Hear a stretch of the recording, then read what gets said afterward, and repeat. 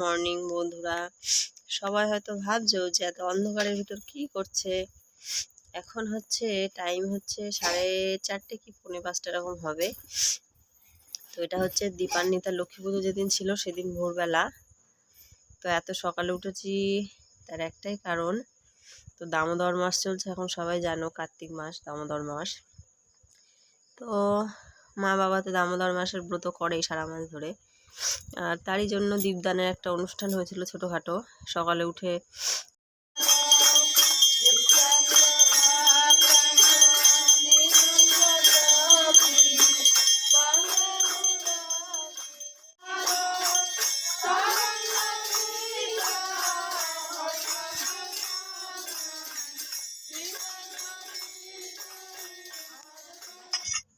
এই যে দেখো প্রদীপ গোছানো হয়েছে সবার জন্য।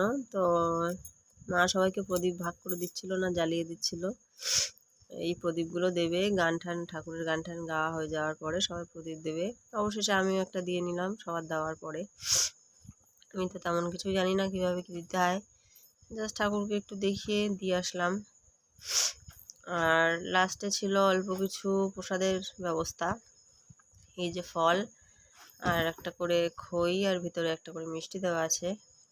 তো তারপরেই দেখছো এটা হচ্ছে ওই দিনকারই 9টা-10টার দিকে সকালে লক্ষ্মী ঠাকুরের পুজো হচ্ছে, দীপান্বিতা লক্ষ্মী পুজো যেটা। তো অনেকে সন্ধ্যাবেলা করে, বাট সবাই তো সন্ধ্যা পর্যন্ত থাকতে পারে না, তো তার জন্য এটা সকাল সকাল করে নেওয়া। আমার যেহেতু ছোট একটা মেয়ে আছে আর মারও শরীর ঠিকঠাক ভালো না, তাই সারাদিন উপোস করতে পারবো না কেউই, তার জন্য সকাল সকাল করে নেওয়া। আমার শুধু একটু অবস্থা দেখো, সকাল থেকে গুছাতে গুছাতে পাগলির মতো অবস্থা, মাথাও আঁচড়ায়নি হয়তো। আমার সোনামা রাগ করে দাঁড়িয়ে আছে, আসবে না, কী যেন বেশ জেদ করছিল, কি একটা চাইছিল। তো এই যে দেখো শঙ্খ বাজাতে দিয়েছে, তো কেন জানি না শঙ্খ ফার্স্টে বাজছিল না, তো অবশেষে বাজলো। অনেক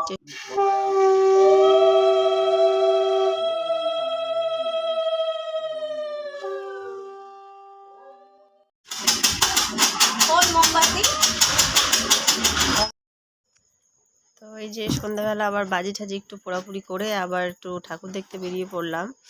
এটা হচ্ছে কালী পুজোর পরের দিন। কালী পুজোর পরের দিন অনেকে দীপান্বিতা লক্ষ্মী পুজো করেছে। তো সেই দিনকার সকালবেলায় ওইটা হলো দীপদান, তারপরে 9টা-10টার দিকে আবার পুজো হলো।